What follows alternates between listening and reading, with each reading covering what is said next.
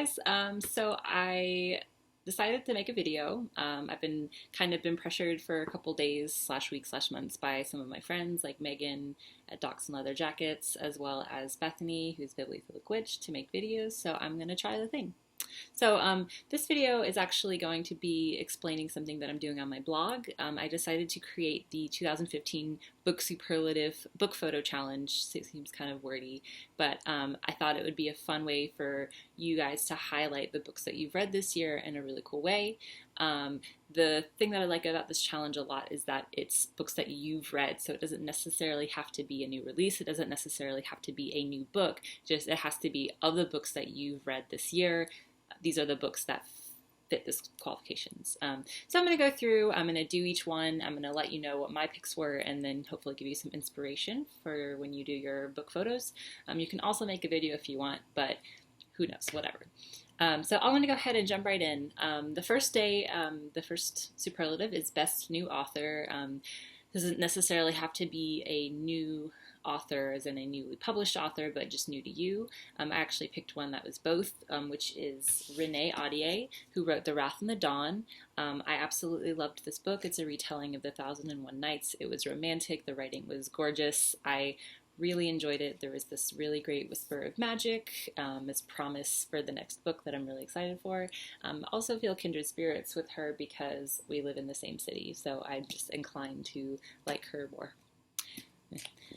So the next topic is Best New Series. I picked one that is actually a new book. It is one that I haven't read before. I've never read any of this author's books before this year. I picked Six of Crows. Now, I actually had no idea this was going to be a series until after I read it and asked somebody, and I was kind of disappointed because I am now going to be obsessed with it forever.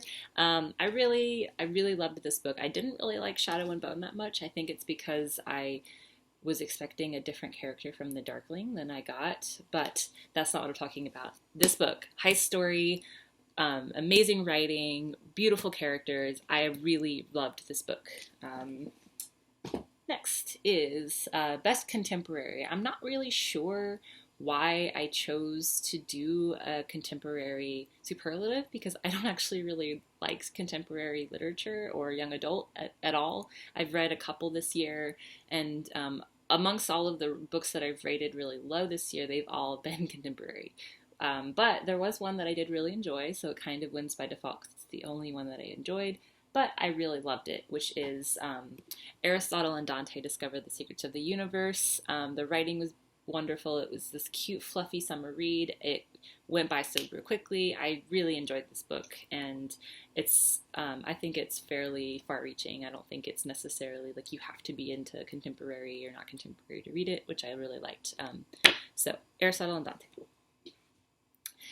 The next is Most Likely to Make Me Cry, which you wouldn't think that this book that I chose would be one that would be in this topic, but it was. The book that I'm choosing for Most Likely to Make Me Cry is The Hero of Ages by Brandon Sanderson, which is the third book in the Mistborn series. The Mistborn series is a original trilogy and then two companion novels. The two companion novels follow 300 years after the end of this book. This book ended so beautifully. I was sobbing like so hard. I immediately after I finished this book got in my car and drove to my work where I could pick up Alloy of Law, which is the next book in this series that starts the new series. And I absolutely loved it. I thought it ended perfectly. He wrapped it up in the most bittersweet, beautiful way, and I cried so hard. Okay, this next one was really hard for me to choose. The topic is Prettiest Cover, and this year has been an amazing year for book covers. Every book that I've bought this year has been ridiculously gorgeous, but the one that I picked for the prettiest cover is Welcome to Night Vale. I don't know if you're a fan of the podcast or not. If you're not, you should maybe give it a try. It's like the way that I like to describe it to people is Twin Peaks and X-Files meets This American Life, or Prairie Home Companion, and I really love it. The book itself was absolutely perfect. It's exactly what I wanted it to be. It was beautifully written. I tabbed the crap out of it, and then I ran out of tabs halfway through the book, which kind of sucked. But it was just absolutely perfect. And of course, it's gorgeous. It's got these really pretty flies. Never say flies are pretty, but these ones are. The next one is Best Find. Now, this one I decided to highlight a used book that I got. I work in a used bookstore, so I have a lot of access to used books, tend to find lots of older ones that have older covers. I've got some covers of books that I didn't even know existed from my job. But the one that I was the most excited about this year was this copy of A Midsummer Night's Dream that I got. It's big, but it's also handwritten with the most beautiful illustrations in it. Let me find an example. This isn't even like a particularly pretty one. It's just absolutely gorgeous. And A Midsummer Night's Dream is probably my favorite Shakespeare play. Well, Shakespeare comedy, let's say that. So it's really nice to have this. The next topic is funniest book. I had a really hard time choosing, and I actually didn't pick one because I couldn't decide between these two. So the two funniest books that I read this year are both graphic novels. Nimona by Noelle Stevenson. It was perfect in every way. The characters are so great. It's fantastic. I know it's kind of everywhere right now, but if you haven't read it, you should give it a try. I really loved it. I mean, there's seriously nothing I didn't love about Nimona. It was also hilarious. The second / first funniest, the other one is Rat Queens, which is also a graphic novel. It's an ongoing comic as well. I love, this is my girl D. It's hilarious. It's also sassy. It's just really fun. So if you like comics, or even if you don't like comics but you want to like comics, you should read Rat Queens. It's a good one to kind of jump into that. The next topic is biggest haul. I am actually not going to hold up a stack of books for this because I have already shelved them and I'm not going to try to find them. I'll have to do that later. I promise I will. Just look out for the photo. The next is biggest book. The biggest book that I read this year at like 1,400 pages or something like that is The Words of Radiance by Brandon Sanderson. It's the second book in the Stormlight Archive, which is a new series that he's writing. It's going to be a 10-book series. There are only 2 books out, which is my entire life. Why do I read books that aren't finished yet? It was really good. It's in the Cosmere, which is the universe that most of his novels are in, including Mistborn, which I've already talked about a bit. I love these characters. Shallan is probably my favorite character.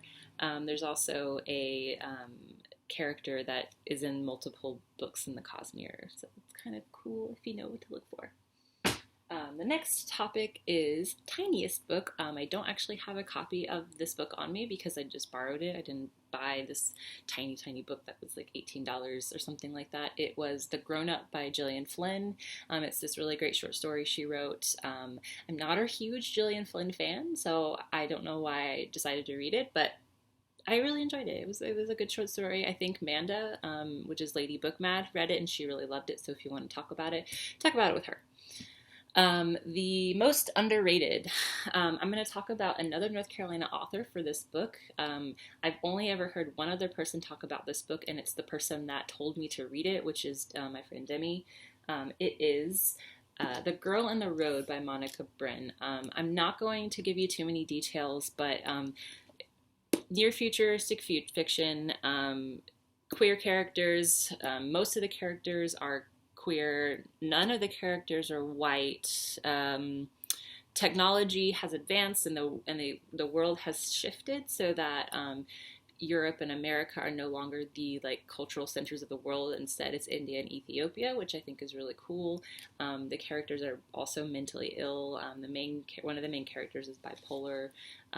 So you've got a lot going on as far as like diversity goes. Also, the story itself is really great. It's like an Ouroboros, so it can be a little cerebral at times, but I really love this book. It's super underrated. I really want people to read it. Okay. Most likely to be reread. I'm picking this book even though I'm using it for another topic because I already want to reread it and I just read it.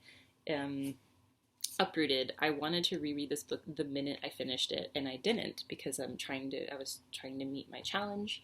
I'm not going to spend too much time talking about this book. I could talk about this book for an entire video, so I'm just going to say that I really loved this book so much. I felt like I was dreaming when I was reading it. Like after I finished reading the book, I didn't feel like I had read it. I felt like I had dreamed it, which I think is a ringing endorsement for books, if you ask me.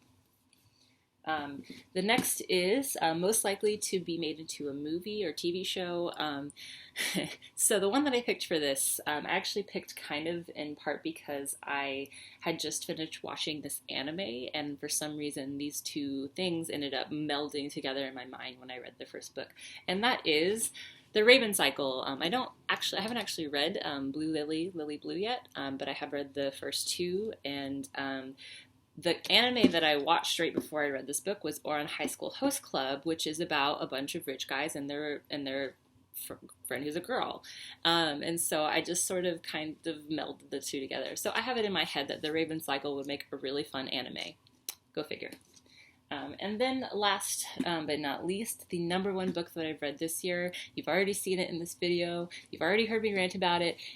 It's Uprooted. I fucking love this book, okay? I can't even tell you enough how much I loved this book. I want this version, I want the UK version, I want the paperback, I want the mass market. I'm gonna own this book, I'm gonna read this book, I'm gonna tell everyone to read this book. It's a standalone fantasy, which is so hard to find. There's magic, there's a dark, evil, deep woods, there's a really fun relationship. It's just a really great book. I still haven't found anyone who hasn't liked it, and that's kind of hard to say about a book. I'm sure they exist, but I haven't met any of them. So that's my video. Keep your eyes peeled on the internet for the photos that go along with this video. I'm going to start on December 18th, which is the last 2 weeks of December, just because I've already finished my Goodreads reading challenge for the year, so I'm going based off of the books that I read in that challenge versus ones that I read this month. But if you want to wait until January, till the year is completely done and all the last books have been read, you are welcome to do so. I really want to see these photos. I'm super excited to see what you guys come up with and see what you guys have read. So yeah, I hope that my video wasn't super boring. Thanks!